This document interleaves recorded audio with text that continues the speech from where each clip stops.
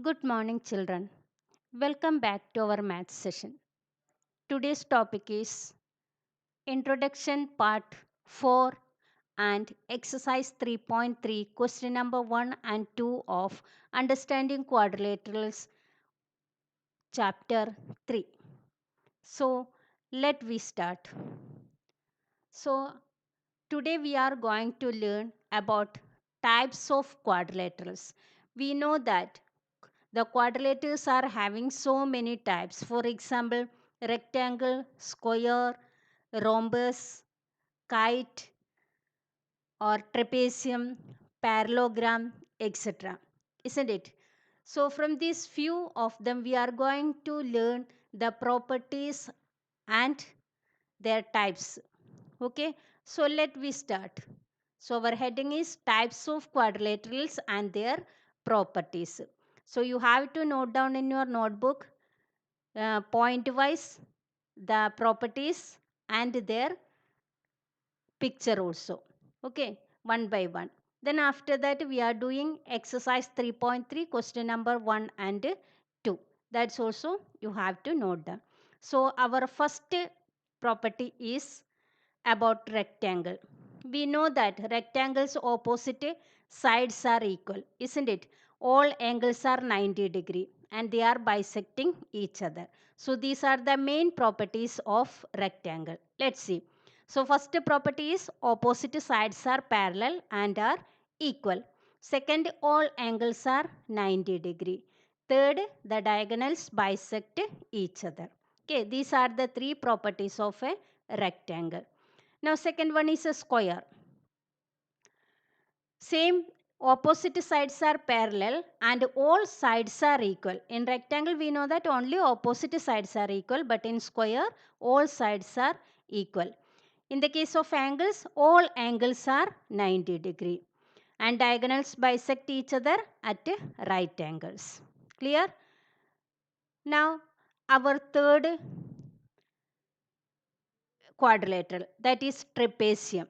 So what are the properties of trapezium? First, a trapezium has one pair of opposite sides parallel. Here in the picture you can see that DA means AD and BC, they are parallel. Their other two sides means opposite sides. One is down AB is the base and DC is opposite. So that one we can say that both are parallel, isn't it? So next, a regular trapezium has non-parallel sides equal and its base angles are equal as shown in the following diagram. Here we are shown means these two are equal. Okay, that is a regular trapezium. Or next one is a parallelogram. In parallelogram, opposite sides are parallel and equal. Same as rectangle, opposite sides are equal. Okay, or opposite angles also equal. In a parallelogram, opposite angles also equal. Diagonals bisect each other. Okay, these are the main properties. Now next one is a kite. In a kite, two pairs of adjacent sides are equal.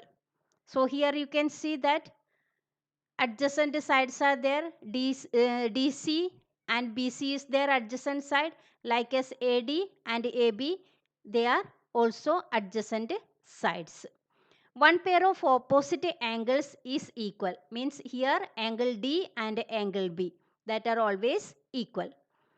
Now diagonals intersect at right angles, means a kite, their diagonals will intersect at a right angle. You can see inside the figure. The longest diagonal bisect the shortest diagonal into two equal parts. So here you can see longest diagonal, that is AC, that divides the shortest diagonal into two equal parts. Okay. Now next one is a rhombus. So in a rhombus all sides are equal and opposite sides are parallel, or opposite angles are equal. Same way the diagonals bisect each other at right angles 90-degree. Okay, this is the properties of kite and rhombus. Next, we can start exercise 3.3. First question.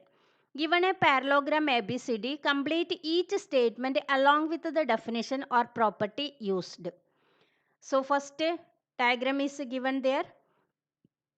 The given diagram ABCD is a parallelogram and you have to give the answer. First one AD. AD is equal to what? So you have to give the definition, yeah, what property is used there. That also you have to say. What is AD is equal to? AD is equal to BC, isn't it? Because in a parallelogram, we know that opposite sides are equal, isn't it? So that is the answer. AD is equal to BC because opposite sides of a parallelogram are equal. Now, same way, angle DCB. Then what is the opposite angle of DCB? That is angle DAB, isn't it? So here also we can say that opposite angles are equal. So angle DCB is equal to angle DAB. So opposite angles of a parallelogram are equal. Okay. Now third one is OC. OC is equal to OA. Diagonals of a parallelogram bisect each other. Means both of them are equal, isn't it? So OC is equal to OA. Now next, measure angle DAB plus measure angle CDA. That is equal to 180 degree because adjacent angles of a parallelogram are supplementary. Supplementary means the sum is equal to 180 degree, isn't it? So these are the answers. Now we can see next question. 3.3 question number 2. Consider the following parallelogram. Find the values of the unknowns x, y and z. First number is a parallelogram. Here ABCD is given. It's a parallelogram and you have to find x, y and z. Angle B is given 100 degree. So we know the property that is opposite angles are equal and adjacent angles are supplementary, like that, isn't it? So let we do. So angle B is equal to angle D. Why? Because opposite angles of a parallelogram are equal. If angle D is equal to angle B means angle D is equal to our Y. So what is that? Y is equal to 100 degree. Okay. Now angle A plus angle B is equal to 180 degree because adjacent angles of a parallelogram are supplementary. So here angle A, here what is angle A? That is Z.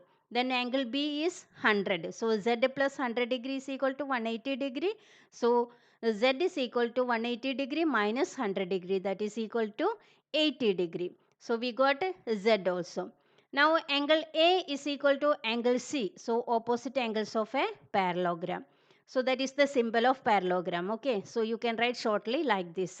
So angle C is equal to 80 degree. So we got x 80 degree, y 100 degree and z 80 degree. Okay. Now let's see second question. Here PQRS is a parallelogram and here S is given 50 degree, isn't it? So here one angle that is exterior, that is Z, that also we have to find. So first we can take angle P plus angle S, that is equal to 180 degree, means adjacent angles of a parallelogram. So S is already given, so we can find out P. So x plus 50 degree, that is equal to 180 degree. So x is equal to 130 degree, 180 minus 50. So we got x, isn't it? Now angle P is equal to angle R. Why? Opposite angles are equal. So angle R is our y. So we got y. So therefore y is equal to 130 degree. Now also y is equal to z. Why? Because that is alternate angles. Last year we already learned, no? So z is equal to 130 degree. So we got now x is equal to 130, y is equal to 130 and z is equal to 130. Okay. So next question. That is question number exercise 3.3 question number 2 third one. Here ABCD is a rhombus. Rhombus we know that diagonals intersect at a right angle means 90 degree, isn't it? So here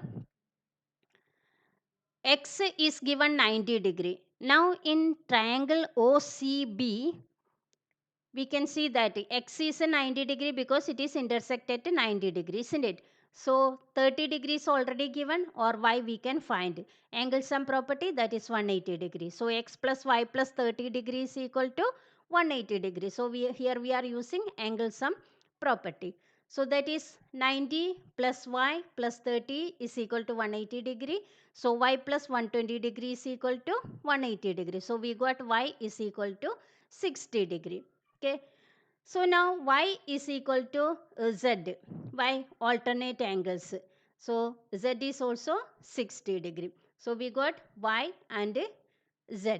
Okay, now here we got x 90 degree, y 60 degree and z also 60 degree.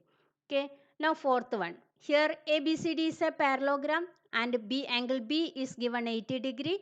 So angle A plus angle B is equal to 180 degree because adjacent angles of a parallelogram are supplementary. So x plus 80 degree is equal to 180 degree. So x is equal to 100 degree. Now angle D is equal to angle B, opposite angles of a parallelogram. So y is equal to 80 degree. Now also Z is equal to angle B is equal to 80 degree because that is alternate angles. So now we got x 100 degree, y 80 degree and Z also 80 degree. Okay. Now last question of this. Here also ABCD is a parallelogram and here angle B is given 112 degree. Here one diagonal is also given. So first see angle D is equal to angle B, opposite angles of a parallelogram. So angle D means our y. So y is equal to 112 degree. Now x plus y plus 40 degree, that is equal to 180 degree. You can take a first triangle. So angle sum property. So here x we don't know, but y we got 112 degree and 40 degrees given. So x plus 112 degree plus 40 degrees equal to 180 degree. So x is equal to 180 minus 150, that is equal to 28 degree. So now we got x is equal to 28 degree. Now z is equal to x because alternate angles, that is equal to 28 degree. So hence we got x is equal to 28, y is equal to 112 and z is equal to 28 degree. Clear? So here we are completing this session. Okay, thank you. You have to note down all properties and exercise 3.3 question number 1 and 2 in your notebook. Okay, thank you.